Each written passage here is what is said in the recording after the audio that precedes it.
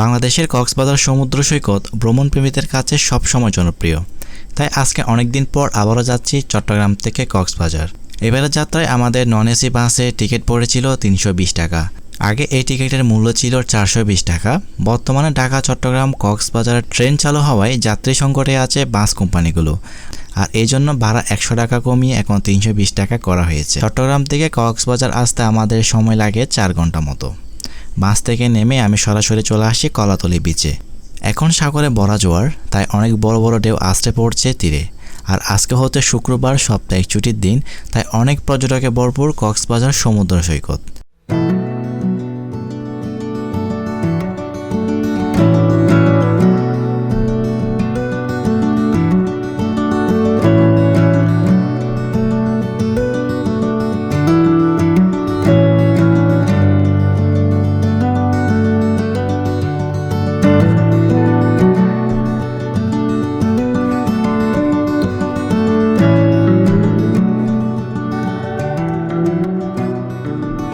আজকে কক্সবাজার আমার দ্বিতীয় দিন।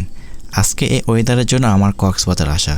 বৃষ্টি আসার আগ মুহূর্তে দেখুন কি চমৎকার দৃশ্য কক্সবাজার সমুদ্র সৈকতে। কক্সবাজার সমুদ্র সৈকত এক একজনের কাছে এক এক ঋতুতে প্রিয়, তবে আমার কাছে বর্ষাকালটা বেশি ভালো লাগে, কারণ তখন কক্সবাজার সমুদ্র সৈকতের ভয়ঙ্কর রূপ দেখা যায়।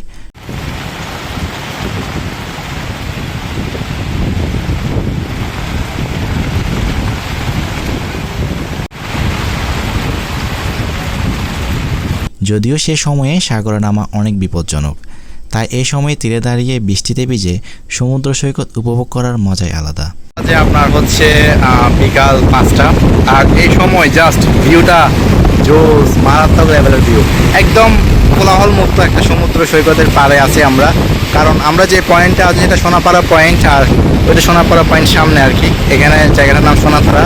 আর দেখেন জাস্ট মানে একদম নিরিবিলি, কয়েকটা পর্যটক দেখা যাচ্ছে, আর বেশিরভাগ কিন্তু এখানে স্থানীয় মানুষ আর কি। এখন হচ্ছে বড় জোয়ার, যার কারণে দেখেন সমুদ্রের ঢেউ আসলে খুব গর্জন দিচ্ছে, আর ওইদিকে বৃষ্টি হচ্ছে। এখান থেকে দেখা যাচ্ছে কক্সবাজার মেইন পয়েন্টের সাইডে বৃষ্টি হচ্ছে, আর এখানে আমরা যে আছি একটু আকাশ মেঘলা, কিন্তু বৃষ্টি হচ্ছে না। তো এখান থেকে যে বিশাল ভিউটা দেখা যাচ্ছে বা ওইখানে যে বৃষ্টি হচ্ছে, ওইটা আসলে ক্যামেরাতে দেখা যাবে না, আমি জাস্ট নিজের চোখে দেখতেছি আর কি। এখান থেকে জাস্ট অসাধারণ ফিলিং গাইস। আর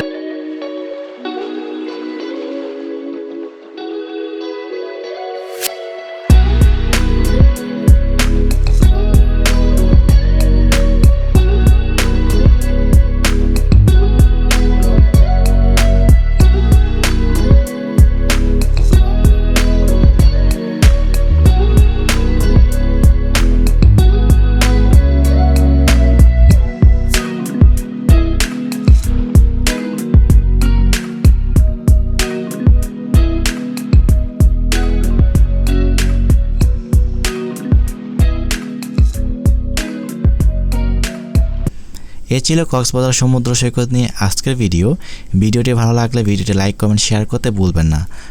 আপনি যদি আমার ইউটিউব চ্যানেলে নতুন হয়ে থাকেন তাহলে এখনই আমার ইউটিউব চ্যানেল সাবস্ক্রাইব করুন এবং পাশে থাকা বেল আইকনে ক্লিক করুন।